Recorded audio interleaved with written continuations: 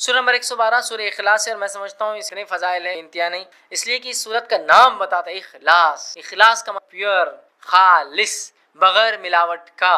اخلاص نے کیا کیا؟ سورۃ الاخلاص نے رب اور رب کیا نہیں اس کو فرق کر، گاڈ کیا ہے اور کیا نہیں ہے اس کو ڈیفرینشیٹ کر دیا۔ اس لیے اخلاص صاف کر دیا، کلیئر کر دیا، پیور کر دیا، کسی بھی قسم کی ملاوٹ باقی نہ کی، رب کون ہے۔ سورۃ خالص، خالص سونا، خالص مطلب پیور گولڈ، پیور ملک، خالص، ساری برائی سے کمزور پاک۔ سورۃ الاخلاص، سورہ اخلاص پڑھنے والوں سے اللہ تعالیٰ جو ہے محبت فرما۔ سورہ اخلاص جو لوگ پڑھتے اللہ تعالیٰ ہوتا ہے۔ ماں عائشہ رضی اللہ کہتی ہے کہ اللہ کے رسول صلی اللہ علیہ وسلم نے ایک شخص کی قیادت میں ایک شخص کی قیادت میں لیڈرشپ میں ایک بٹالین، ایک لشکر جو ہے آپ نے وہ صاحب جب نماز پڑھاتے تو اپنی قرات میں سورہ اخلاص پر ختم کرتے، مطلب جب بھی نماز پڑھاتے جو ختم کرتے نماز تو اینڈنگ سورہ اخلاص، مطلب اگر ایک سورہ پڑھا تو دوسرا سورہ اخلاص آخر میں اینڈنگ آنے کے بعد لوگوں نے کہا اللہ کے رسول یہ صاحب کیا کرتے تھے، ہر نماز کے اینڈ میں سورہ اخلاص ایڈ رہتا تھا تو ختم کرتے۔ جب لشکر واپس آیا تو لوگوں نے رسول اللہ صلی اللہ علیہ وسلم کیا، آپ صلی اللہ علیہ وسلم اس سے دریافت کرو ایسا کیوں کرتا تھا۔ لوگوں نے اسے دریافت کیا، جا کر پوچھ تم ایسا کیوں کرتے تھے، تو اس نے جواب دیا یہ سورہ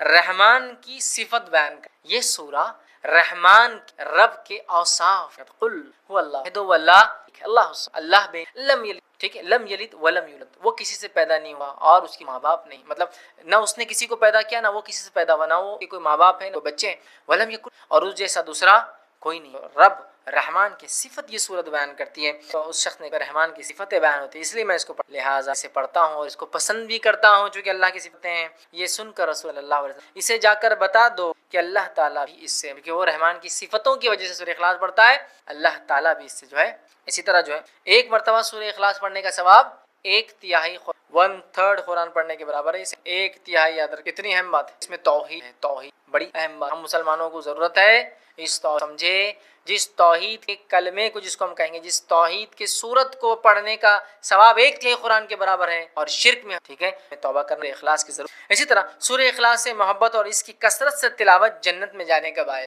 اس سے محبت اور کثرت سے اس کی تلاوت جنت میں جانے کا باعث ہے۔ ابو ہریرہ رضی اللہ عنہ صلی اللہ علیہ وسلم کے ساتھ میں تھا، آپ صلی اللہ علیہ وسلم نے ایک آدمی کو قل واللہ احد پڑھتے ہوئے سنا تو آپ صلی اللہ علیہ وسلم نے فرمایا اس کے لیے واجب، میں نے عرض کیا کیا واجب، تو آپ صلی اللہ علیہ وسلم نے ارشاد فرمایا اخلاص پڑھا اس کے لیے واجب ہو گئی۔ پوچھا کیا واجب ہوگی اس کے لیے، تو کہا جنت۔ تو ابو کیا لگ رہا، صرف قل واللہ احد اللہ الصمد لم یلد ولم یولد، ہاں جنت میرے واجب ہو گئی۔ یہ کلمے کے مطابق زندگی گزرے مجھ پر جنت، یہ کلمے کے مطابق میری زندگی گزرے اور میری موت اخلاص توحید پر ہی آئے، یہ میرے لیے اب جنت۔ تو آپ سمجھ رہے ہیں اتنی اہم بات ہے سورہ اخلاص۔ اسی طرح جو ہے 10 مرتبہ سورہ اخلاص پڑھنے والے کی جنت میں گھر تعمیر۔ اب آپ دیکھیے یہ پہلی صورت آئی جس میں کوانٹٹی آئی کتنی بار پڑھنا، باقی کسی میں بھی کوانٹٹی نہیں تھی اب تک، تو آپ تعداد مت طے کیجیے، بس پڑھتے جائیں، یہاں کوانٹٹی اگر اس نیت سے 10 بار پڑھی جائے کہ اس سے جو ہے جنت میں گھر چاہیے تو 10 بار ایک آئی حدیث کے الفاظ، مسند احمد کی روایت ہے، معاذ بن انس رضی فرماتے ہیں رسول اللہ صلی اللہ علیہ وسلم جس نے قل واللہ احد آخر تک 10 بار پڑھی اس کے لیے اللہ تعالیٰ جنت میں گھر تعمیر، جس نے اخلاص کو 10 بار پڑھا اللہ تعالیٰ اس کے جنت میں ایک گھر تعمیر کرتے ہیں۔ سمجھ رہے ہیں بات کو، گھر تعمیر کرتے اللہ تعالیٰ کس شخص کے لیے، جو سورہ اخلاص کو 10 بار پڑھتا۔ تو آپ دیکھیے کتنی بڑی فضیلت ہے کہ 10 ٹائمز کا ریسیٹیشن جنت میں ایک گھر، مذاق نہیں۔ اسی طرح شیطان کے وسوسوں سے بچنے کے لیے سورہ اخلاص پڑھ کر بائیں جانب، بائیں مطلب لیفٹ ہینڈ جو ہے 3 مرتبہ تھوکنا چاہیے۔ یہ وسوسے جو کنٹینیو آتے ہیں نا اس کا بھی علاج ہے، ٹھیک ہے۔ حدیث کا الفاظ سنیے، جو ہے ابو داؤد کی روایت ہے، جو ہے ابو سلمہ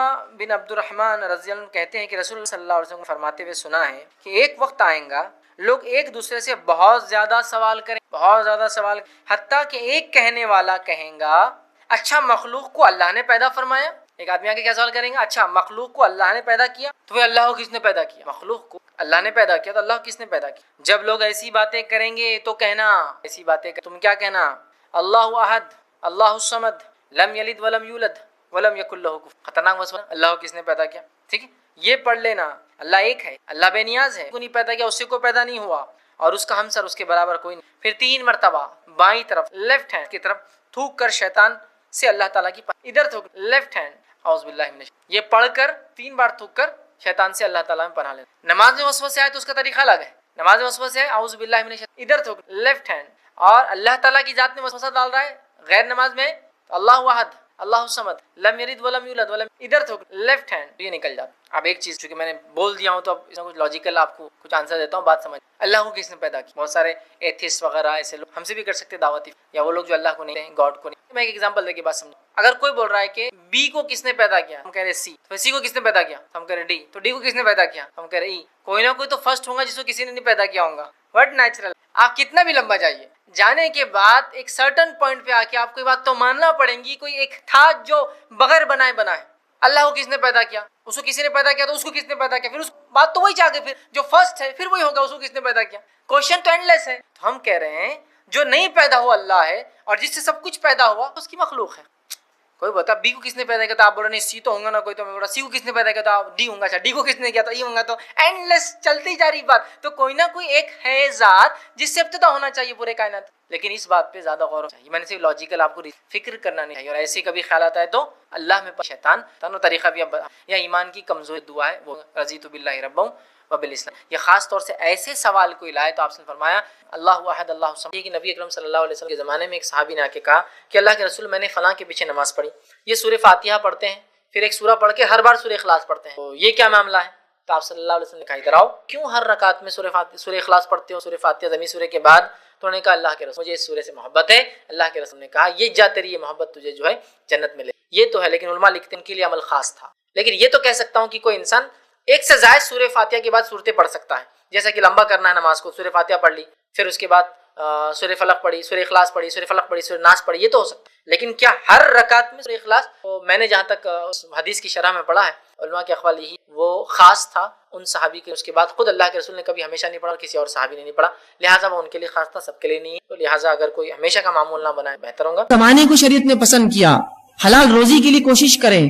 اب آئیے چند وہ حصول جس کے ذریعے، جس کے کرنے سے اپنی روزی میں ہم بڑھوتری کر سکتے، بڑھا سکتے ہیں، یا جتنا ہم کماتے ہیں اس کے اندر برکت آ سکتی ہے. دونوں ہی باتیں ایک ساتھ بول رہا ہوں میں، ورنہ کچھ لوگ کہیں گے اب آپ نے تو اصول بتا دیے، ہم نے اس پر عمل کرنے کی کوشش کی، لیکن کچھ نظر تو نہیں آیا کہ تنخواہ 5 سے 6 ہزار تو آج تک نہیں ہوئی.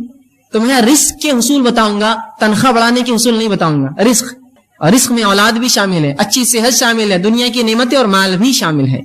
تو رزق کے حصول کیسے ہم رزق کمائیں، اور ساتھ میں جتنا آپ کماتے ہوں گے اللہ اس میں برکت بھی دے گا. یہ بات آپ نے دیکھی ہوں گی، میں بھی دیکھ چکا ہوں کہ کچھ لوگ ہوتے ہیں جن کی تنخواہیں بڑی کم ہوتی ہیں، لیکن اللہ ایسی برکت دیتا ہے ان کے تھوڑی سی کمائی میں کہ وہ خود بھی اپنا کر لیتے ہیں، لوگوں کو صدقہ اور خیرات بھی کرتے ہیں، پڑوسیوں کی مدد بھی کرتے ہیں، اللہ کے دین پر بھی خرچ کرتے ہیں، حالانکہ بہت قلیل تنخواہیں، بہت تھوڑی تھوڑی تنخواہیں ہوتی ہیں. یہ بات میں نے خود دیکھی ہے.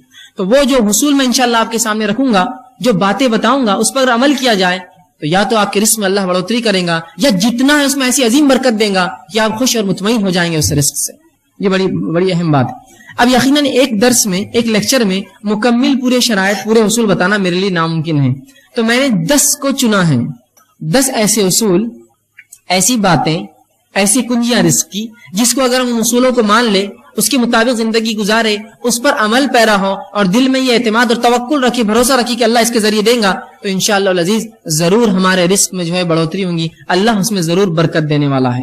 تو ایسے 10 اصول میں نے چنے ہیں، 10 کنجیاں میں آپ کے سامنے رزق کے حصول کے رزق میں بڑھانے کی انشاءاللہ آپ کے سامنے رکھوں گا. لیکن یہ مکمل نہیں ہے، یہ کئی باتیں جو کتاب و سنت نے بتائی ہے ان میں سے چند میں آپ کے سامنے رکھنے کی کوشش کر رہا ہوں. آئیے اب کس طرح سے ہم اپنے رزق میں اضافہ کریں، اس کا پہلا اصول جو شریعت نے بتایا ہے. یقیناً اس کی ترتیب میری اپنی دی ہوئی ہے، لیکن باتیں اللہ کتاب اس کے رسول کی سنت سے میں نے اہمیت کے اعتبار سے ان کو ترتیب دینا مناسب سمجھا. پہلی چیز جو ہم کریں گے جس سے ہمارے رزق میں بڑھوتری ہوگی، اضافہ ہوگا، فائدہ ہوگا، وہ سب سے پہلی چیز ہے توبہ اور استغفار. توبہ اور استغفار یہ سب سے پہلی چیز ہے رزق کے حصول میں، اس کی چابیوں میں، کہ اگر ہم چاہتے ہیں ہمارا رزق بڑھے، اس میں برکت آئے، مال و دولت اور بچے اولاد کے اندر اور ہماری دنیا کی نعمتوں میں اضافہ ہو، تو سب سے پہلا کام جو کرنا ہوگا توبہ اور استغفار. اب آئیے توبہ اور استغفار بولتے کس کو ہے، وہ اگر جان لے تو زیادہ فائدہ ہوگا، ورنہ استغفر اللہ استغفر اللہ استغفر اللہ تو ہم کہہ رہے ہیں صبح اور شام، استغفر اللہ من کل ذنب واتوب الیہ، استغفر اللہ من کل ذنب واتوب، ہم بار بار پڑھ رہے ہیں، اس کا معنی کیا ہے؟ یہ اگر جان لیں گے تو انشاءاللہ زیادہ فائدہ ہوگا. ورنہ ہم لوگوں کو دیکھتے ہیں استغفر اللہ کے ورد سے ان کی زبانیں تھکتی نہیں ہیں، لیکن ان کے اعمال سے اور ان کے معاملات سے کچھ بھی ایسا نہیں دکھتا کہ یہ استغفر اللہ واقع میں کرتے ہوں گے، یا اس کا کچھ فائدہ ہی نہیں ہوا ہوگا. ہم لوگ یہ سمجھتے ہیں شریعت نے جو استغفراللہ کہنے کا حکم دیا کہ اس کے پڑھنے سے گناہ معاف ہوتے ہیں، تو ہم کو لگا کہ یہ استغفار اس لیے پڑھا جائے کہ گناہ کرو، اس لیے تو معاف ہوتے ہیں، تو ہم گناہ کرتے ہیں اور پھر استغفار پڑھتے ہیں۔ استغفار تو اس لیے جو گناہ ہو جائے اس کی معافی ملتی ہے، تو ہم سمجھتے نہیں کرنے کے لیے پڑھنا ہے ہم کو، کہ اب جو ہو گئے کرو اور پڑھو اور کرو اور پڑھو، جو ہو جائے اس کے لیے ہے۔ اور استغفار صرف الفاظ نہیں ہے، اس سے انسان کے معاملات بھی چھلکے کہ واقعی میں یہ توبہ کر چکا ہے، توبہ کرتا ہے، اس سے اس کے اعمال میں لگے کہ واقعی میں اس نے اپنی زندگی کی روش بدل دی، استغفار کرتا ہے۔ توبہ، استغفار جس کو کہتے ہیں، یہ توبہ اس کا معنی ہوتا ہے۔ تو توبہ اور استغفار صرف الفاظ نہیں، یاد رکھیے۔ علامہ جو ہے راغب اصفہانی اور امام نووی رحمہ اللہ توبہ کے لیے چند شرائط لکھتے ہیں۔ توبہ کے لیے وہ لوگ کہتے ہیں کہ 4 شرائط ہے، ان شرائط کو جب پورا کیا جائے گا تب استغفار ہوا، تب اصل توبہ ہوئی۔ آئیے، پہلی شرط وہ لکھتے ہیں وہ یہ ہے کہ گناہوں کو ان کی برائی کی وجہ سے انسان چھوڑے، گناہوں کو ان کی برائی کی وجہ سے انسان چھوڑے۔ اس لیے گناہ نہ چھوڑے کہ اب بچیاں بڑی ہوگی، شادی کا مسئلہ آئیں گا، اگر باپ گناہ گار رہیں گے تو بچوں کو نکاح کے پیغام نہیں آئیں گے، نہیں، اس لیے نہ چھوڑے۔ گناہوں کو ان کی برائی کی وجہ سے انسان چھوڑے، اس سے استغفار اور اس سے توبہ کرے۔ یہ نہیں کہ اب تو مجبوری ہے کہ اب مجھے گناہ چھوڑنا ہے، تو گناہوں کو ان کی برائی کی وجہ سے ترک کرے۔ اور پہلی شرط اپنی غلطی پر نادم ہو، گناہوں کو چھوڑنے کا ارادہ کیا، ان کی برائی کی وجہ سے اپنے گناہوں پر نادم ہوا کہ مجھ سے یہ گناہ ہوا۔ دوسرا وہ لکھتے ہیں آئندہ نہ کرنے کا عزم کیا، اب انشاءاللہ آئندہ میں وہ گناہ نہیں کروں گا۔ تیسری شرط اگر بندوں کا معاملہ تھا تو وہ لے جا کر اس معاملے کو واپس کر دے۔ بندوں کا آپس میں کچھ ہوا، مال لے لیا تھا، جائیداد لے لی تھی، زمین لے لی تھی، کچھ ایسا کام کیا تھا جو بندوں کا معاملہ تھا، اس معاملے کو جتنا ہو سکے لوٹا دے اس بندے کو جا کر۔ اور چوتھا وہ کہتے ہیں، بلکہ پہلی شرط وہی تھی میں نے پہلے آپ سے کہی کہ گناہوں کو ان کی معصیت کی وجہ سے چھوڑے، دوسرا گناہوں پر نادم ہو، تیسرا جو ہے گناہوں کو جو ہے پھر دوبارہ نہ کرنے کا عزم کرے، اور چوتھا اگر حقوق العباد بندوں کا معاملہ ہو تو اس معاملے کو اس چیز کو واپس لوٹا دے۔ یہ ہے استغفار، یہ ہے توبہ۔ تو اب توبہ کو یہ مت سمجھیے، کچھ لوگوں کو تو یہ بھی نہیں پتا توبہ ہوتی کیا ہے، وہ سمجھتے ہیں کہ نماز پڑھ لو، پھر نماز کے بعد ادھر ادھر دیکھو کوئی دیکھ رہا تو نہیں ہے آپ کو، اور اگر نہ دیکھ رہا تو جلدی سے دونوں ہاتھ لیتے ہیں اور گالوں کو دونوں طرف یوں کچھ تو بھی کرتے رہتے، توبہ توبہ توبہ۔ یہ توبہ نہیں ہے، یہ تو بچوں کو نصیحت کے لیے سکھایا جاتا ہے کہ آئندہ ایسی غلطی نہ کرے، چلو توبہ کرو، یہ توبہ نہیں ہے۔ تو گو امت کو توبہ کا تصور بھی نہیں ہے کہ اس کے اصول کیا ہے، وہ ہوتی کیسے، اس کا معاملہ کیا ہے، وہ سمجھتے گالوں پر ہاتھ لگانا یہ توبہ ہے، یہ توبہ نہیں، یاد رکھیے۔ توبہ کی 4 شرائط ہے استغفار کی۔ آئیے، اب جو استغفر اللہ یا استغفار ہے یہ حصول رزق کا ذریعہ ہے، یہ کرنے سے رزق میں اضافہ ہوتا ہے۔ اس کے دلائل کیا ہیں؟ آئیے ہم قرآن سے دیکھتے ہیں۔ اللہ رب العزت قرآن میں فرماتا ہے، سورہ نوح سورہ نمبر 71 اور آیت نمبر 10 سے لے کر 16 میں اللہ فرماتا ہے اور کہتا ہے فَقُلْتُ اسْتَغْفِرُوا رَبَّكُمْ إِنَّهُ كَانَ غَفَّارًا۔ پھر آگے فرماتا ہے يُرْسِلِ السَّمَاءَ عَلَيْكُمْ مِدْرَارًا وَيُمْدِدْكُمْ بِأَمْوَالٍ وَبَنِينَ وَيَجْعَلْ لَكُمْ جَنَّاتٍ وَيَجْعَلْ لَكُمْ أَنْهَارًا۔ یہ واقعہ یوں ہے کہ نوح علیہ السلام نے اپنی قوم کو دعوت دی، اسلام کا پیغام پہنچایا، قوم نے انکار کیا۔ اس کے بعد اللہ رب العزت کے سامنے نوح علیہ السلام جاتے ہیں اور کہتے ہیں اے اللہ یہ رپورٹ ہے میری، یہ کنکلوژن ہے میرا اس قوم کے تعلق سے کہ اے میرے رب، انہوں نے کہا فَقُلْتُ اسْتَغْفِرُوا رَبَّكُمْ إِنَّهُ كَانَ غَفَّارًا، اے اللہ میں نے اس قوم کو بار بار کہا اے میری قوم اپنے رب سے توبہ کرو اپنے شرک اور گناہوں کی وجہ سے، یقیناً وہ تم کو معاف کرنے والا ہے۔ اب اگر تم استغفار کرو گے تو فائدہ کیا ہوگا؟ فرمایا یرسل السماء علیکم مدرارا، اگر تم استغفار کرو گے میری قوم تو اللہ آسمان سے تمہارے لیے بارش برسائیں گا۔ یرسل السماء علیکم مدرارا، موسلا دھار زبردست بارش برسائیں گا۔ پہلا فائدہ استغفار کا۔ پھر آگے اللہ نے کہا، نوح علیہ السلام کہتے ہیں مدرارا وَيُمْدِدْكُمْ بِأَمْوَالٍ وَبَنِينَ، اور اللہ تمہارے مال میں اور اولاد میں اضافہ کریں گا، بالخصوص مال میں اور لڑکوں میں تمہارے اضافہ کریں گا۔ کیا کرو گے تو؟ استغفار کرو گے تو۔ وَيَجْعَلْ لَكُمْ جَنَّاتٍ وَيَجْعَلْ لَكُمْ أَنْهَارًا، اور تمہارے لیے بہترین باغ بنائیں گا، باغات کو نکالیں گا۔ وَيَجْعَلْ لَكُمْ أَنْهَارًا، اور تمہارے لیے بہترین نہریں نکالیں گا۔ اگر کیا کرو گے تو؟ استغفار۔ اے میری قوم اگر تم یہ کر لو تو آسمان سے بارش پاؤں گے، مال میں اضافہ پاؤں گے، اولاد اور لڑکوں میں اضافہ پاؤں گے، اور تمہیں بہترین باغ اللہ دے گا، اچھی نعمتیں دے گا، اور جو ہے تمہارے لیے جو ہے نہریں نکالیں گا ان باغوں میں۔ استغفار کے دیکھیے نوح علیہ السلام نے اپنی قوم کو کیا فائدے بتائے۔ یہاں کا پورے رزق میں جو جو چیزیں آتی ہے، بارش کا برسنا ایک بنیادی اصول ہے رزق کے لیے۔ آج بھی اگر انسان ٹیکنالوجی میں اور کسی بھی چیز میں جتنی ہی آگے بڑھ چکی ہو، لیکن آج بھی آسمان کی طرف نگاہ سب کی ہوتی ہے۔ اگر بارش نہ برسے اور آپ کہیں گے کہ بھائی مجھے کیا فرق پڑتا ہے، میں تھوڑی کاشتکار ہوں، آپ کاشتکار نہ بھی ہو تو جب آپ بازار سبزی خریدنے جائیں گے تو آپ کہیں گے واقعی میں بارش نہ ہونے کا نقصان ہے۔ تو رزق بڑھاتا ہے اللہ رب العزت انسانیت کے لیے، توبہ اگر قوم کرے تو۔ یہاں اللہ رب العزت دیکھیے کہ فرما رہا ہے کہ اگر توبہ کرو تو بارش برسائیں گا، اور اس کے بعد فرمایا کہ وہ تم کو مال میں اور اولاد میں اضافہ دیں گا. تو اگر اصول رزق، اگر ہم مال میں بڑھوتری چاہتے ہیں، اولاد میں اضافہ چاہتے ہیں، استغفار کریں. حسن بصری رحمہ اللہ یہ کبار تابعین میں سے ہے. ان کے پاس ایک شخص اور کہا، حسن ہمارے علاقے میں قحط سالی ہے، میں کیا کروں؟ تو کہا استغفار کر، توبہ کر.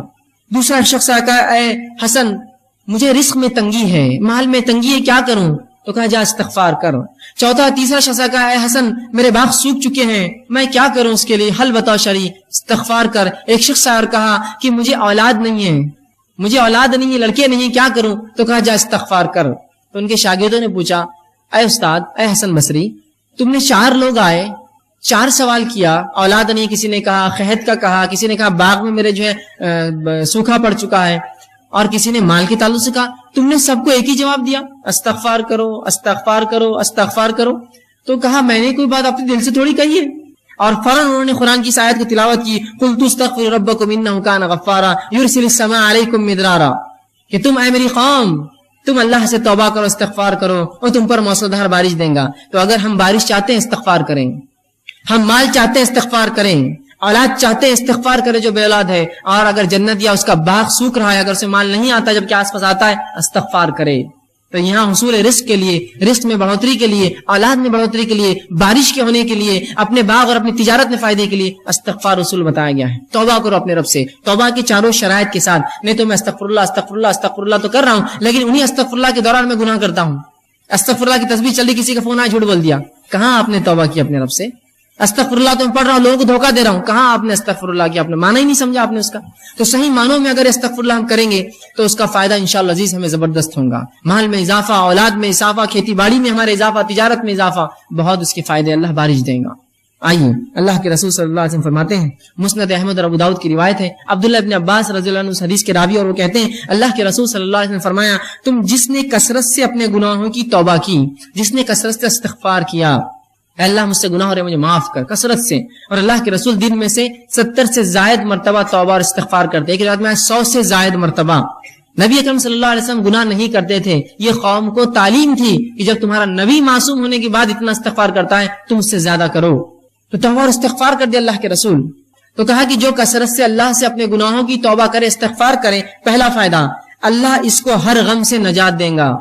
اللہ اس کو ہر غم سے، کس کو آج غم نہیں اور پریشانی نہیں، غم اور پریشانی سے نجات چاہیے، استغفار کرے.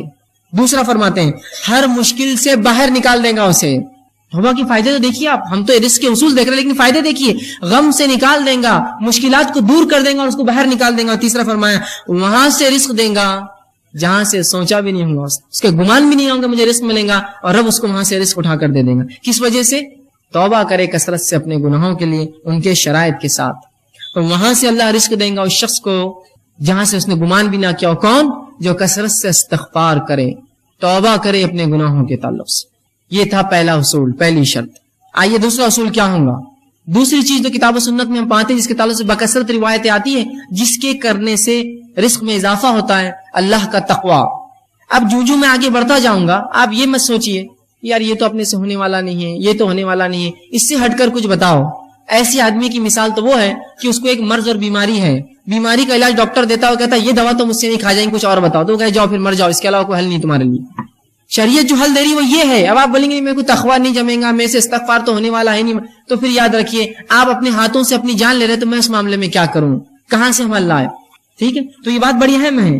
آپ اس کو پکڑ لے، شریعت کے پاس حل ہے. اگر آپ نہ لینا چاہیں یہ آپ کی مرضی ہے، شریعت نے حل دے دیا. اب آپ ان کو چھوڑ کر 1000 جگہ سر پٹکیے، یاد رکھیے واپس لوٹ کر یہیں آنا پڑے گا آپ کو. اصول یہی ہے. نہیں میں کیا کروں گا، فلاں کر لوں گا، بینک سے کر لوں گا، یہاں آپ کچھ کر لیجئے. اگر یہ نہ کیا آپ سب کچھ کر لیجئے، اس کے بعد آ کر یہی ٹکنا پڑے گا اور پچھتا کر سر نیچے رکھ کر یہی سوچنا پڑے گا اب میں کیا کروں، میرے رب نے میرے لیے کیا احکامات دیے. تو اگر یہ ہم اپنی زندگیوں میں لا لے تو بڑا فائدہ ہوگا. استغفار کو مشکل چیز نہیں، یاد رکھیے. اس کے لیے کوئی آپ کو گھر بار چھوڑ کر رات میں 3 بجے 2 بجے اٹھ کر نہیں جانا ہے. چلتے پھرتے اٹھتے بیٹھتے اللہ گناہ ہو گیا بس اب توبہ، میں اب نہیں کرنے کو، استغفر اللہ مجھ سے گناہ ہو گیا میں نہیں کروں گا. اللہ کم از کم کچھ نہ ہو سکے تو نمازوں کے بعد فرض 3 مرتبہ رسول اللہ زور اللہ اکبر ایک بار کہتے اور کہتے استغفر اللہ استغفر اللہ، اتنا تو کہہ سکتے ہیں. 15 بار تو یہی ہو جائیں گا 5 نمازوں کے بعد. رسول اللہ 70 یا ایک روایت میں 100 سے زیادہ بار یہ پڑھتے تھے. کوشش کیجیے. دوسرا اصول تقوی اختیار کریں. اب تقوی کیا ہے؟ تقوی اللہ کا ڈر ہے.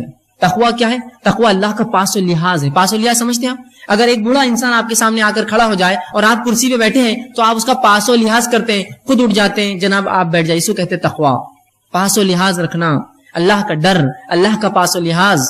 ٹھیک, تو تقوی اختیار کرے. تقوی کے معنی کے تعلق سے کئی باتیں آتی. امام نووی رحمہ اللہ لکھتے ہیں تقوی کے تعلق سے کہتے ہیں اللہ تعالیٰ کے احکامات پر عمل کرنا, جن باتوں سے اس نے روکا ان باتوں سے رک جانا, اور ہر وہ کام جس سے اللہ کی ناراضگی عذاب آتا ہے ان سے بچنا, یہ تقوی ہے. تقوی کیا ہے؟ ہر وہ کام جو اللہ نے حکم دیا اس کا کرنا, ہر وہ کام جس سے روکا اس سے رکنا, اور اس کے علاوہ جن تمام کاموں کے کرنے سے اللہ کی ناراضگی ملتی ہے, عذاب ملتا ہے, ان کاموں سے رکنا. اس کو تقوی کہتے ہیں عربی میں. تو ہم اب جو اللہ نے کہا وہ کرے, جس سے روکا اس سے رکے, اور ہم ہر وہ کام جس سے عذاب ملتا ہے اس سے اجتناب کرے, یہ تقوی ہے. تو ہم تقوی اختیار کریں. دوسرا اصول یاد رکھیے. آئیے تقوی کے تعلق سے کہ رزق کا حصول ہے, رزق اس سے بڑھتا ہے. مختلف مقامات پر قرآن حدیث میں اس کے حوالے ملیں گے. میں چند حوالے آپ کے سامنے رکھتا ہوں. اللہ رب العزت سورۃ طلاق سورہ نمبر 65 اس کی آیت نمبر 2 اور 3 میں کہتا ہے وَمَن يَتَّقِ اللَّهَ يَجْعَل لَهُ مَخْرَجًا. کیا فرمانا دیکھیے, وَمَن يَتَّقِ اللَّهَ, جو اللہ کا ڈر اور پاس و لحاظ اختیار کرے, يَجْعَل لَهُ مَخْرَجًا, اللہ اس کو ہر غم سے باہر نکال دے گا اور اس کو وہاں سے روزی دے گا جہاں سے اس نے کبھی گمان بھی نہیں کیا ہوگا. کیا فرمایا؟ وَمَن يَتَّقِ اللَّهَ يَجْعَل لَهُ مَخْرَجًا, جو اللہ پر جو ہے اس کا تقوی اختیار کرے گا اللہ اس کو ہر غم سے نجات دے گا اور وہاں سے روزی دے گا جہاں سے اس نے سوچا بھی نہ ہوگا, گمان بھی نہیں کیا ہوگا, اس کی عقلیں گئی بھی نہیں ہوں گی وہاں تک. صرف ایک عمل کیجئے, تقوی اختیار کیجئے, زبردست عظیم فائدے کہ وہاں سے رزق دے گا جہاں سے سوچا نہ ہوگا اور ہر غم سے اس کو نجات دے گا. اس آیت کے تعلق سے یجعل لہ مخرجا کے تعلق سے عبداللہ ابن عباس رضی اللہ عنہ فرماتے ہیں, اس کی تفسیر میں کہتے ہیں اس کو دنیا اور آخرت کے ہر غم سے باہر نکالیں گا, یجعل لہ مخرجا کے تعلق سے. اور اسی آیت کے جملے کی تفسیر میں عبداللہ ابن مسعود رضی اللہ عنہ فرماتے ہیں اور کہتے ہیں ان اکبر آیات من قرآن فرجا, غموں کو, مصیبتوں کو اور پریشانیوں کو دور کرنے والی قرآن کی سب سے عظیم آیت ہے. جو شخص اللہ کا تقوی ڈر اختیار کرے اللہ کیا کرتا ہے اس کے لیے یجعل لہ مخرجا, ہر غم سے نکلنا, ہر مشکل سے نکلنا آسان کرتا ہے اور وہاں سے روزی دیتا ہے جہاں سے اس نے گمان بھی نہیں کیا تھا. تقوی اختیار کیجیے, اللہ کا عظیم فائدے اس دنیا میں اٹھائے, عظیم فائدے, ہر غم سے نجات اور رزق میں اضافہ.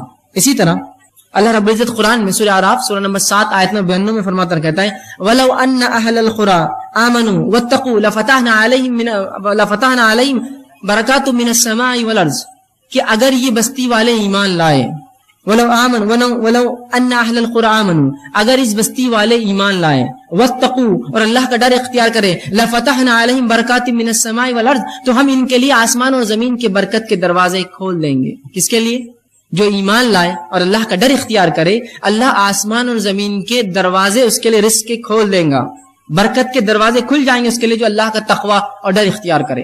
دیکھیے کیسا عظیم فائدہ ہے اللہ کا ڈر اور تقوی اختیار کرنے کہ اللہ آسمان و زمین کے برکت کے دروازے کھول دیتا ہے. آج دیکھیے کبھی بارش تو ہوتی ہے, کھیتی فصل تو آتی ہے, پیسہ بھی کبھی ہاتھ لگتا ہے, برکت کہاں ہے اس کے اندر؟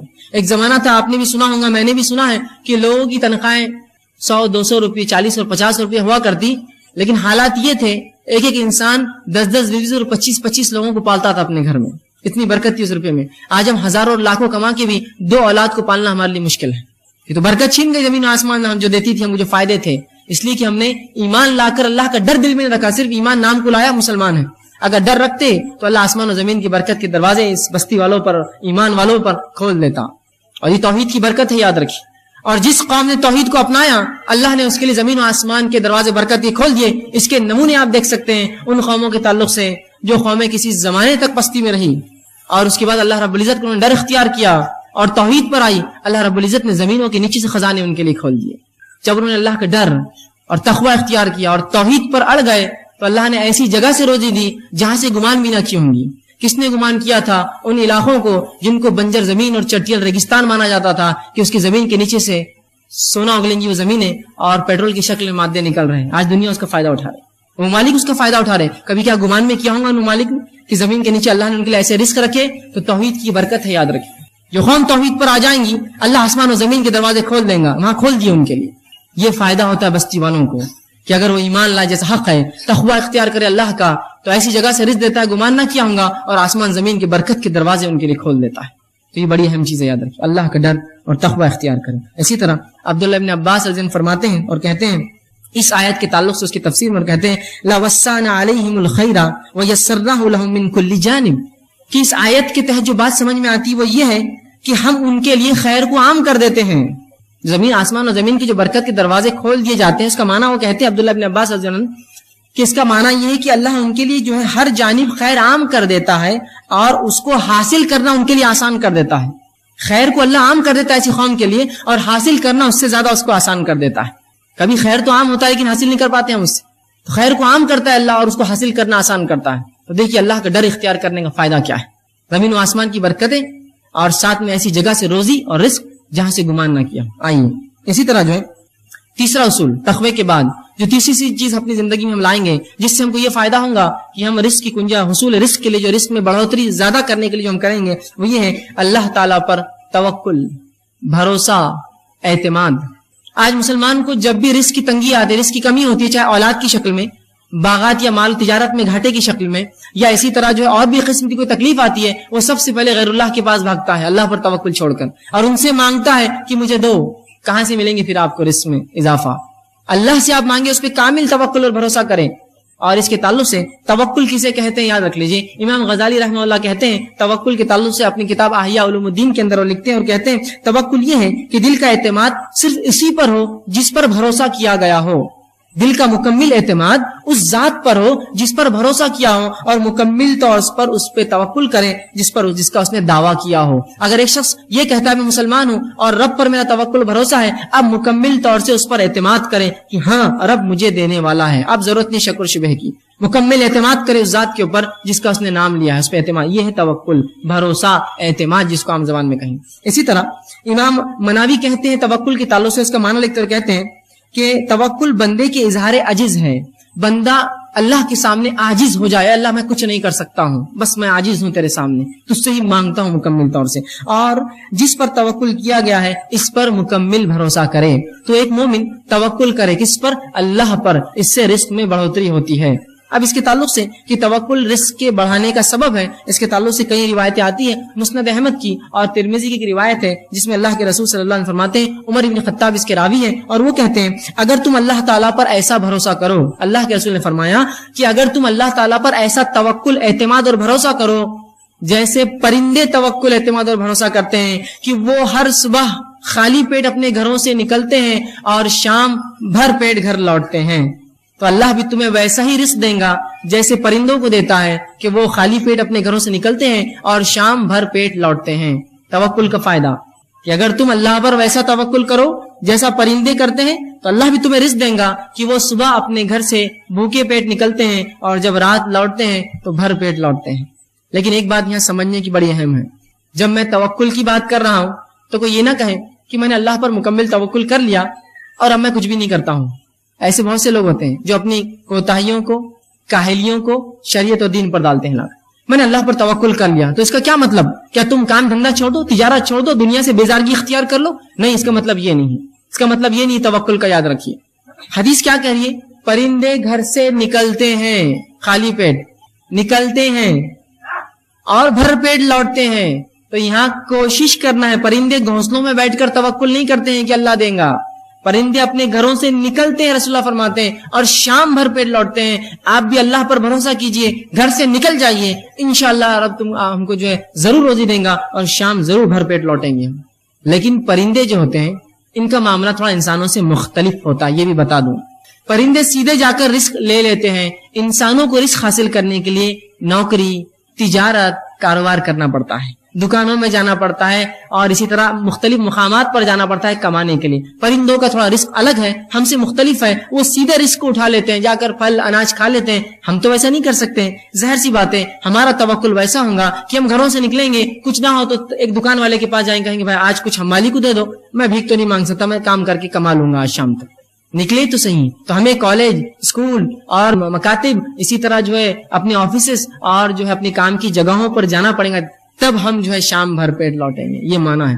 ورنہ کوئی کہے میں نے اللہ پر توکل کر لیا، بس میرا پورا اعتماد ہے کہ اللہ مجھے دینا چاہیں گا تو دیں گا، نہیں تو نہیں، میں گھر میں ہی رہوں گا، تو ایسا انسان یاد رکھیے اگر جو ہے کسی ایسے جھاڑ کے نیچے بھی لیٹا جہاں بہت زیادہ پھل پک کر گرتے تب بھی پھل بہت مشکل سے اس کے منہ میں آ کر گرے گا، یہ توکل نہیں، یہ توکل نہیں، ٹھیک ہے۔ تو توکل کا معنی یہ ہے کہ آپ کوشش کریں اللہ پر بھروسہ رکھتے ہوئے اللہ ضرور آپ کو رزق دیں گا، کوشش کریں۔ تو اس کا مطلب یہ نہیں آپ کوشش چھوڑ دیں، اور کیوں نہ ہو، اللہ سورۃ طلاق سورہ نمبر 5 آیت نمبر 3 میں فرماتا ہے وَمَن يَتَوَكَّلْ عَلَى اللَّهِ فَهُوَ حَسْبُهُ، جو اللہ پر بھروسہ اور اعتماد کرتا ہے اللہ اس کو کافی ہو جاتا ہے، اللہ اس کے لیے کافی عادت۔ لیکن کوشش یہ زیادہ ضروری ہے، شک اور شبے میں نہ پڑے آپ، ورنہ بہت سے لوگ ہوتے ہیں کہتے ہیں بھائی کیوں محنت کر رہے ہو، مشقت کر رہے ہو، بس اللہ اللہ کرتے رہو، جتنا دینا اللہ دیں گے۔ ارے بھائی کوشش ضروری ہے، کوشش کے بعد تمام چیزیں ہیں، ٹھیک ہے۔ اللہ کے رسول صلی اللہ علیہ وسلم کے پاس ایک شخص آیا، ابن حبان کی روایت ہے، عمرو بن امیہ رضی اللہ عنہ راوی ہے، وہ کہتے ہیں کہ رسول اللہ صلی اللہ علیہ وسلم کا ایک شخص آیا اور اس نے کہا اللہ کے رسول میں اپنی اونٹنی کو کھلا چھوڑ دیتا ہوں اور اللہ پر توکل کرتا ہوں، بھروسہ کرتا ہوں۔ رسول اکرم نے کہا نہیں، تو اس کے گھٹنے کو پہلے باندھ دے پھر اللہ پر توکل کر۔ سمجھے آپ توکل کا معنی؟ تو کوشش کر لے اس کو بچانے کی، کیوں بھاگ کر نہ جائے، پھر اللہ پہ بھروسہ کر۔ تو اونٹنی کو کھلا چھوڑیں گے اور اللہ پہ بھروسہ کریں گے تو بھاگ جائیں گے، پھر تو جو تیرے ماتحت کوشش ہے وہ کر لے کہ اونٹنی کے گھٹنے کو باندھ دے، پیر کو باندھ دے، پھر اللہ پر بھروسہ کر، پھر انشاءاللہ العزیز جو ہونا ہے وہ اللہ کریں گا۔ لیکن یہ نہیں کہ آپ کو کوشش نہ کرے اور کہیں میں نے اللہ پر توکل کر لیا، اب اللہ میرا رزق میرے گھر میں بھیج دیں گا، میں بیٹھا رہوں گا، ایسا نہیں ہونے والا، یاد رکھیں۔ پرندے نکلتے ہیں اللہ پر بھروسہ کر کے، شام بھر پیٹ لوٹتے ہیں، نکلیے، کوشش کیجئے، جائیے تو یہ معاملہ ہوگا۔ لیکن ہمارے پاس ایک عجیب مسئلہ ہے، ہم نے کام کو چھوٹے اور بڑے معاملوں میں تقسیم کر دیا، چھوٹے کام اور بڑے کام، اور شریعت نے جہاں اچھا اور برا نہیں کہا وہاں اچھے کام اور برے کام بھی ہم نے کر لیے۔ کوئی کام جب تک حلال ہو اچھا اور برا نہیں ہوتا، سب اچھے ہیں، اگر حلال ہے تو اچھا ہے۔ کوئی انسان اگر جوتا بھی اگر سیتا ہے تو وہ بھی اچھا کام کرتا ہے، کوئی غلط نہیں۔ ہاں اگر کوئی بہت کماتا اور حرام کام کرتا ہے تو وہ کام غلط ہے، بلکہ اس کے کہ اس نے حلال کام کرا ہے، جوتا سی رہا ہے، جھاڑو مارتا ہے، حمام اور پیخانے لوگوں کی صاف کرتا ہے، وہ حلال کام ہے اس کے لیے، بلکہ اس کے کہ حرام کام کریں۔ لیکن ہمارا مسئلہ یہ، وہ ڈگری وہ پوسٹ ملی تو میں جاؤں گا، نہیں تو میں کام نہیں کروں گا۔ پھر ایسے لوگوں کے لیے توکل اور بھروسہ اور تقویٰ کچھ کام نہیں آنے والا ہے۔ یہاں نکلنے کے معنی میں آپ جائیے، کوشش کیجیے، آپ کوشش نہیں کریں گے اور بولیں گے میں سیدھا جاؤں اور ایک مالدار انسان بن جاؤں، تو یہ ہونے والا ہے نہیں۔ کوشش کیا ہے اس کے لیے، اور ہر شخص جو کسی زمانے میں مالدار ہوتا ہے، کسی زمانے میں کہانی پوچھی وہ غریب بھی تھا، چھوٹی چھوٹی کوشش کی اور اسی کوشش میں بڑھتا رہا، اللہ نے اس کو برکت دی۔ سمجھ رہے آپ بات؟ تو کوشش کیجیے، چاہے کام کوئی بھی ملے، حلال ہے کرنے میں شرمائیے مت، بڑھ جائیے آگے، اس کو بڑھ کر کیجیے، انشاءاللہ عزیز آپ کو دنیا اور آخرت کے فائدے ہوں گے انشاءاللہ، ٹھیک ہے۔ چوتھی چیز جو ہم کو کرنا پڑیں گے رزق کو بڑھانے کے لیے وہ ہے صلہ رحمی۔ صلہ رحمی بڑی اہم چیز ہے، یاد رکھیے۔ صلہ رحمی کا معنی ہوتا ہے رشتوں کو جوڑے رکھنا، رشتوں کو جوڑے رکھنا، ٹھیک ہے۔ حافظ ابن حجر اسقلانی رحمہ اللہ وہ لکھتے ہیں اس کے تعلق صلہ رحمی کے تعلق سے، اور کہتے ہیں کہ صلہ رحمی سے مراد رشتہ داری ہے، اور رشتہ دار سے مراد وہ لوگ ہیں جن میں باہمی نسبتی تعلق ہو، چاہے پیدائش سے تعلق بنا ہو، چاہے نکاح سے تعلق بنا ہو، نسبتی اس سے تعلق ہو، چاہے پھر وہ وارث ہو یا نہ ہو، محرم ہو یا نہ ہو، وہ اس کا رشتہ ہے۔ مثال کے طور پر کچھ لوگ وارث ہوتے ہیں رشتہ دار، مثال طور بیٹے اور بیٹیاں یہ وارث ہیں، اور ساتھ میں محرم بھی ہے، لیکن کچھ لوگ غیر محرم بھی ہوتے ہیں جو آپ کے رشتہ دار ہوتے ہیں، ایسا آپ کی جو ہے چچیری بہنیں اور پھپھیری بہنیں اور خلیری بہنیں، وہ آپ کی محرم نہیں ہے لیکن رشتہ دار ہے۔ تو یہ تمام رشتے جو انسان پیدائش سے لاتا ہے اور تمام رشتے جو اس کے نکاح کی بات بنتے ہیں، یہ ہے اس کے رشتہ دار، اور ان سے صلہ رحمی کرنا، رشتوں کو جوڑے رکھنا، خام و خواہ کے نہیں توڑنا۔ لیکن آج ہم دیکھتے ہیں لوگ خطا رحمی کرتے ہیں، رشتوں کو توڑ دیتے ہیں آسانی سے، بھائی چچا ہے بات نہیں کرتا، یہ ہے بات نہیں کرتا، ان کے پاس جاتا نہیں، ان سے ملتا نہیں، ان کے پاس کھاتا نہیں، رشتے مت توڑیے خام و خواہ کے۔ صلہ رحمی کے آئیے فائدے سن لیجیے۔ اللہ کے رسول صلی اللہ علیہ وسلم فرماتے ہیں، جو ہے بخاری کی روایت ہے، ابو ہریرہ رضی اللہ عنہ اس حدیث کے راوی کہتے ہیں آپ صلی اللہ علیہ وسلم فرمایا جو شخص اپنے رزق میں کشادگی چاہتا ہے اور اپنی عمر میں اضافہ چاہتا ہے وہ صلہ رحمی کرے۔ جو شخص اپنے رزق میں کشادگی، روزی میں بڑھوتری چاہتا ہے اور عمر میں برکت اور اضافہ چاہتا ہے وہ صلہ رحمی کرے، رشتوں کو باقی رکھے، خام و خواہ رشتے نہ توڑے۔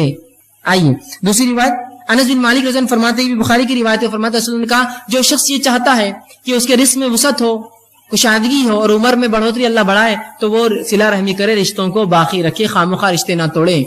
اسی طرح مسند احمد اور ترمذی کی ایک روایت ہے جس میں اللہ کے رسول صلی اللہ علیہ وسلم فرماتے ہیں، ابو ہریرہ رضی اللہ عنہ اس حدیث کی بھی راوی ہیں، وہ کہتے ہیں اللہ کے رسول نے فرمایا اپنے خرابت داروں کے تعلق سے معلومات حاصل کیا کرو، اپنے رشتہ داروں کے بارے میں معلومات لیا کرو، اس لیے کیا فرماتے ہیں تاکہ تم صلہ رحمی کر سکو، تاکہ ان سے رشتے باقی رکھ سکو، بلا شبہ بغیر شک کے صلہ رحمی سے خاندان میں محبت صلہ رحمی کرنے سے خاندان میں محبت، مال میں کثرت اور عمر کے اندر اضافہ ہوتا ہے.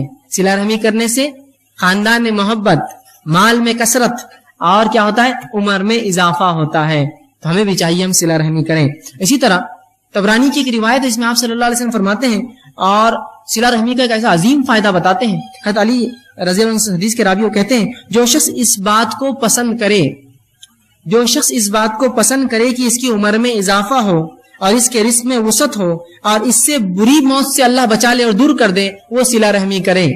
جو شخص یہ چاہتا ہو کہ اس کے مال کی کثرت و مال بڑھے، عمر میں اضافہ ہو اور بری موت سے اللہ اس کو بچا لے، وہ صلہ رحمی کرے، رشتوں کو جوڑے رکھے. آئیے صلہ رحمی کا ایک اور فائدہ دیکھیے، عظیم فائدہ. رسول اللہ فرماتے، ابن حبان کی روایت ہے، ابو بکر رضی اللہ عنہ حدیث کے راوی ہے، وہ کہتے اللہ کے رسول نے فرمایا تمام نیکیوں میں سب سے زیادہ جس نیکی کا جلدی بدلہ مل جاتا ہے وہ صلہ رحمی ہے. تمام نیکیوں میں سب سے جلدی جس نیکی کا بدلہ ملتا ہے وہ صلہ رحمی ہے. اور پھر فرماتے ہیں جس کا ثواب حاصل ہوتا ہے صلہ رحمی سے ملتا ہے. یہاں تک کہ جب کسی برے خاندان کے لوگ، نیک نہیں ہے، برے خاندان کے لوگ اپنے رشتہ داروں سے صلہ رحمی کرتے ہیں تو اللہ تعالیٰ ان کے مالوں کو بڑھا دیتا ہے. کیا فرما رہے ہیں؟ سب سے جلدی بدلہ اگر کسی عمل کا دنیا میں ملتا ہے تو وہ صلہ رحمی ہے. حتیٰ کہ کوئی خاندان ہے جو نافرمان ہے اپنے رب کا لیکن لوگوں کے رشتے، اپنے رشتوں کو باقی رکھتا ہے، تو اللہ اس کو دنیا میں یہ بدلہ دیتا ہے کہ اس کے مال کو بڑھا دیتا ہے. حالانکہ لوگ گنہگار ہیں لیکن بدلہ کیا مل رہا ہے دنیاوی صلہ رحمی کا کہ مال کو بڑھا دیتا ہے، ان کی اولاد کی تعداد بڑھا دیتا ہے، مال میں اضافہ کرتا ہے، اولاد میں اضافہ ہوتا ہے اور کسی بھی صلہ رحمی کرنے والے کا خاندان محتاج نہیں رہ سکتا، چاہے گناہگار کیوں نہ ہو. صلہ رحمی کرتا ہے تو انشاءاللہ العزیز محتاج کبھی نہیں ہوگا. آج کے دور میں ہم سمجھتے ہیں خطا رحمی کرنے سے محتاجی دور ہونی ہے نا. ارے یار رشتے رکھیں گے تو مانگنے آ جائیں گے، رشتہ دار مانگیں گے، پیچھے یہ کریں گے، رشتے توڑیں گے تو نہیں، رشتے جوڑیے، اضافہ ہوگا رزق میں، اولاد میں اضافہ ہوگا اور سب سے جلدی بدلہ اگر کسی نیکی ملتا ہے تو وہ صلہ رحمی یاد رکھیے. تو صلہ رحمی میں آگے بڑھیے، رشتوں کو جوڑیے. 5واں اصول جس پہ ہم عمل کرنے کی کوشش کریں گے جس سے رزق میں اضافہ ہوتا ہے وہ یہ ہے اللہ تعالیٰ کی راہ میں خرچ کرنا. اللہ تعالیٰ کی راہ میں خرچ کرنا، اللہ نے جو مال دیا ہے. اب دیکھیے ایک بات، جب بھی خرچ کرنے کی بات آتی ہے تو لوگ مالداروں کی طرف دیکھتے ہیں، بھائی تمہارے لیے بات ہے ہمارے لیے تو نہیں. ایسا ہوتا ہے جب بھی خرچ کرنے کی بات آئی، بھائی یہ تو تمہارے لیے، ہم تو اس سے بری نہیں ہے کوئی بھی اس سے. ایک آدمی جو دن بھر میں 10 روپے کماتا ہے، اگر وہ بھی اللہ کی راہ میں روپیہ خرچ کرے تو اس کو کبھی کبھار اس شخص سے زیادہ اجر ملتا ہے جو لاکھوں روپیہ خرچ کرے. معلوم آپ؟ اسی تعلق سے ایک حدیث رسول نے فرمائی، ایک شخص نے 1 درہم خرچ کیا اور ایک نے 1000 درہم خرچ کیا، دونوں برابر ہے. یا ایک روایت نے فرمایا ایک شخص نے 1 درہم خرچ کیا، ایک نے 1000 کیا، یہ ایک والا 1000 پر فوقیت پا گیا. صحابہ نے کہا اللہ کے رسول 1 درہم اور 1000 کیسے برابر ہوں گے دونوں خرچ کرنے والے؟ تو کہا ایک شخص نے 2 درہم کمایا، ایک اللہ کی راہ میں خرچ کر دیا، یہ برابر ہوگا اس مالدار کی جس نے 1000 خرچ کیے. مطلب یہ حدیث جو بتا رہی ہو یہ فیصد، پرسنٹیج. اگر میں روز دن بھر میں 1,00,000 روپیہ کماتا ہوں تو کیا میں 50,000 خرچ کرنے کا دل ہے میرا؟ لیکن وہیں اگر ایک غریب دن میں 10 روپے کماتا اور دیکھتا میرا پڑوسی ایک انسان اس کو آج کچھ بھی کمائی نہیں، لے 5 تیرے اور 5 میرے، آدھی تنخواہ اللہ کی راہ میں خرچ کر دی اس نے، کیا ثواب ہے اس کا؟ اللہ تعالیٰ فیصد میں اجر دیں گا. ظاہر سی بات ہے اس کی تنخواہ اس کو ملا ہی 10 روپے تھا اور 5 خرچ کر دیے، سبحان اللہ، تو 50% خرچ کیا، اجر فیصد سے ملنے والا ہے. بھائی یہ مت سمجھیے آپ کی بھائی تو میں تو زندگی بھر میں تو 1,00,000 ہی کمایا، کیا خرچ کیا ہوں گا میں نے؟ نہیں، آپ کا فیصد کیا تھا بھائی؟ اگر 1,00,000 میں سے 25,000 خرچ کیے تو آپ نے 25% دولت اللہ کے نام میں خرچ کر دی. اور کبھی کبھار مال و دولت والوں کو اتنی توفیق نصیب نہیں ہوتی کہ فیصد میں اپنے مال سے نکالے. تو آپ یہ مت سمجھیے کہ خرچ آئے تمہیں مالدار تم لوگ دیکھو، نہیں، ہر آدمی خرچ کرے گا. ایک جذبہ پیدا کیجیے اپنے اندر خرچ کرنے کا اللہ کے نام میں، کہ اگر میں 10 روپیہ دن میں کماتا ہوں کوشش کروں کہ 1 روپیہ خرچ کروں جو کہ 10% میرے مال کا اور کمائی کا ہوگا، اللہ یقیناً اجر دے گا. معلوم؟ خرچ کیجیے اللہ کی راہ میں، جذبہ پیدا کیجیے. مالداری اور غریبی خرچ میں آڑ نہیں بنتی، اصل چیزیں نیت ہے جو خرچ میں آڑ بنتی ہے. اصل غنا اللہ کے رسول فرماتے اصل مالداری دل کی مالداری، دل سے مالدار ہو آدمی، مال سے نہیں. ایک آدمی تو مال سے کروڑپتی ہے لیکن بازو والے کے پیسے پہ اس کی نظر رہتی جب وہ نوٹا نکالتا ہے، اور ایک آدمی غریب ہے لیکن اس کو کسی کے مال کے اوپر اس کی نظر نہیں ہے، اللہ اس کو دے رہا، وہ کما رہا، میں اپنا کما رہا ہوں. تو غنا مالداری تو اصل دل کی مالداری ہوتی ہے. پیسے اور نوٹوں سے انسان مالدار نہیں ہوتا. کبھی تو کچھ لوگ پیسے کما کے اور غریب بن جاتے ہیں کہ پہلے جو ہے کھاتا پیتا تھا، اب پیسے خوب کما رہا تو اب صرف چنے پہ گزارا کرتا ہے، اس لیے کہ وہ اور جمع کرتا ہے. تو غنا دل کا ہوتا ہے، مالداری دل سے ہوتی ہے. دل سے مالدار بنیے, اللہ کی راہ میں خرچ کیجیے, اللہ دیتا ہے, یاد رکھیے. اور ایسے لوگوں کی مثالیں میں آپ کو دے سکتا ہوں جنہوں نے اپنی زندگی میں چھوٹے چھوٹے کام کیے اور اللہ کی راہ میں ایسا پیسہ خرچ کیا کہ انہوں نے بڑی بڑی مساجدیں بنائی. ایسی واقعی بعید نہیں, اگر آپ نے نہ دیکھے ہوتے ایک الگ بات ہے, نہ سنے ہوتے الگ بات ہے, کہ لوگوں نے حمالیاں کی اور اپنے مال و دولت سے زمینیں خریدی ان پیسوں سے, اور اس پر مسجدیں تعمیر کی اپنے روپیے اور پیسے سے. ایک صاحب کو تو میں بھی جانتا ہوں جنہوں نے اپنی زندگی بھر جو ہے فگے بیچے, بلونز, اور ایک مسجد انہوں نے تعمیر کی اس کمائی کے اوپر. تو خرچ کرنے والا دل سے مالدار ہو تو خرچ کرتا ہے. اب دل سے ہی غریب ہو تو پھر اس کے لیے بہت مسئلہ ہے. اللہ جتنا دے, ایک احد کے برابر دیا تو دوسرے کی توقع کریں گا, دوسرے احد کے برابر سونا دیا تو تیسرے کی توقع کریں گا, اس کی خواہش بننے ہونے والی. تو خرچ کیجیے, اللہ کے راہ میں جذبہ پیدا کیجیے, اس کا بڑا فائدہ ہے. اب اللہ کے راہ میں خرچ کرنے کا کیا معنی ہے؟ جہاں جہاں اللہ نے حکم دیا وہاں خرچ کیجیے. یتیموں میں, مسکینوں میں, فقیروں میں, مسافروں کے اندر, وہ لوگ جن کی گردنیں جو ہے دبی ہوئی ہے بوجھ کے تحت, ادھار جن پر ہے, ان میں, جو لوگ جو ہے اسلام پر چلنے کی بنیاد پر جیلوں میں ڈال دی گئی, ان کے چھڑانے کے لیے مختلف جگہ جہاں شریعت نے حکم دیا اللہ کی راہ میں خرچ کیجیے, یاد رکھیے. اب آئیے, خرچ کرنے سے مال و دولت میں اضافہ ہوتا ہے, اس کے دلائل سن لیجیے. اللہ رب العزت سورہ سبا سورہ نمبر 34 آیت نمبر 39 میں فرماتا اور کہتا ہے وَمَا أَنفَقْتُم مِّن شَيْءٍ فَهُوَ يُخْلِفُهُ, اور آگے فرماتا ہے وَهُوَ خَيْرُ الرَّازِقِينَ, تم جو کچھ اللہ کی راہ میں خرچ کرو گے اللہ اس کو لوٹا دے گا, اور اللہ خیر رزق دینے والا ہے. کیا فرمایا؟ تم جو کچھ اللہ کی راہ میں خرچ کرو گے اللہ اس کو لوٹانے والا ہے. يُخْلِفُهُ, تم کو واپس پلٹائیں گا اللہ وہ چیز. سبحان اللہ. اندازہ لگائیے, دنیا میں اگر ہم کسی پر خرچ کریں, اس کی حیثیت مرتبہ استطاعت کے مطابق خرچ کرتے ہیں کہ یار جتنا خرچ کریں گے اتنا ریٹرن بھی ملے گا, یہ آدمی کی حیثیت زیادہ ہے نا. اندازہ لگائیے, لوگ اللہ کے راہ میں خرچ کر کے سوچتے ہیں ہم غریب بن جائیں گے. ارے کیسے تم غریب بنو گے؟ تم سوچو تو صحیح, کس کے راستے میں تم پیسہ دے رہے ہو؟ کیا وہ ذات تم کو غریب رہنے دیں گی اس کے راہ میں خرچ کرنے کی بات؟ کبھی نہیں ہو سکتا. یاد رکھیے, جو اللہ کے راہ میں خرچ کرتا ہے اللہ اس کو عظیم نعمت عطا کرتا ہے. یاد رکھیے, خرچ کرنے کا جذبہ بنائیے, اور یاد رکھیے اللہ کے راہ میں ہم جیسا خرچ کریں گے ویسا اس کا بدلہ بھی ملے گا. آج ہماری ذہنیتیں اتنی کند ہو گئی ہے, اتنی بگڑ چکی ہے کہ سب سے ناقص, سب سے کمزور, سب سے چھوٹا, سب سے ادنا اور سب سے بیکار قسم کی چیز اللہ کی راہ میں ہم خرچ کرتے ہیں. دلائل کی فہرست لا کر گنا سکتا ہوں. میرے گھر کا کام چل رہا ہے اور میرے گھر کی فرشی کیسی ہونا چاہیے, وہ میرے شان و شوکت اور میرے سٹیٹس کے مطابق ہونا چاہیے. وہیں کوئی کہے کہ بھائی اللہ کی راہ میں کچھ اگر آپ دے دیتے, ایک مسجد, ایک مدرسہ یا دینی کچھ کام ہو رہا ہے, ایک فرشی دے دیجئے, تو وہ کہتا ہے کہ فلاں دکان پہ جاؤ, اس کو فون کر کے بولتا ہے 3rd گریڈ کی سب سے ناقص فرشیاں ہو تو نکال کر دے دو, اس لیے کہ مسجد میں لگنا ہے. میرے گھر کا اگر نل ہو تو سب سے اچھا ہو, کروم پالش ہو, پیتل کا ہو, اس لیے کہ لوہے کا ہوتا ہے تو وہ کھلتا نہیں ہے جلدی. اگر مسجد میں کوئی آیا کہ بھائی ہمیں نل چاہیے تو بھائی وہ 4, 10, 5 روپے کے لوکھنڈی نل لے لیجئے, جس کو فجر میں لوگ پتھروں سے کھولتے ہیں اس لیے کہ وہ ٹائٹ ہو جاتے ہیں, اس کو مارنا پڑتا ہے کھولنے کے لیے. یہ اللہ کی راہ میں, تو تم جو دو گے اس کی راہ میں وہ پلٹا کر اللہ دیں گا. پھر اللہ بھی سب سے ناقص, سب سے فالتو, سب سے ادنا, سب سے بیکار والی چیز ہم کو لوٹا کر دیتا ہے, اس لیے کہ اس کی راہ میں وہی ہم نے دیا ہے. جو دو گے وہ پاؤ گے. ایک آدمی ہے جو مال و دولت میں اچھا امیر آدمی ہے, اس کے اگر وہ آپ کے گھر آیا تو آپ کیسا خرچ کرتے ہیں اس پہ؟ ارے یار اس کی حیثیت بہت ہے, کل اس کے گھر جائیں گے تو اپنے کو ملے گا, کرو خرچ. تو اللہ کی راہ میں خرچ کرتے کوتا جو دنیا کو کھلاتا ہے, جس نے ہم کو دیا اور جو آگے بھی دیں گا, اس کے راہ میں تم ہلکا ہوتے, اور جیب میں جب ہاتھ ڈالتے ہیں, جب اللہ کے راہ میں خرچ کرنے کا معاملہ آیا تو اگر موٹا سکہ آتا ہے تو اس کو چھوڑ کر پتلا ڈھونڈتے ہیں اس کے اندر سے, کہ تو یہ موٹا 5 کا ہو گیا ہوں گے, اس کو چھوڑ دو نیچے, لیکن اس سے پتلا اور اس سے چھوٹا اگر کوئی مل جائے تو وہ اللہ کی راہ کے لیے. لیکن وہیں ہزاروں روپیے, یہ 1000 کی نوٹ جو سب سے بڑی نوٹ ہے آج ہمارے علاقے کے اندر, یہ نوٹ بھی چھوٹی لگتی ہے جب دوستوں کے ساتھ ہوٹلوں میں جاتے ہیں اور بازاروں میں گھومتے ہیں. 1000 روپیے دوستوں کے لیے کیا میں خرچ کر پاؤں گا؟ یہ تو شرمندگی کی بات ہے, صرف 1000 روپیے اور میرے 5 دوست میرے ساتھ گھوم رہے ہیں. اور وہیں اللہ کی راہ میں سب سے ناقص. تھوڑا اپنی ذہنیت کو بدلنے کی زبردست ضرورت ہے. میں اللہ کی راہ میں سب سے اچھا, سب سے بہتر, اس لیے کہ جس کی راہ میں خرچ کر رہا ہوں یوں خلیفہ وہ پلٹانے والا ہے مجھ پر, اور اللہ جب پلٹائیں گا تو بہرحال اس کا کیا معاملہ ہوگا. اندازہ لگائیے, ایک مالدار کو آپ نے تحفہ دیا, کیا اس سے آپ وہی تحفے کی امید کرتے ہیں؟ ارے نہیں بھائی, وہ تو اپنی حیثیت کے حساب سے تحفہ لائیں گا آپ کے زبردست.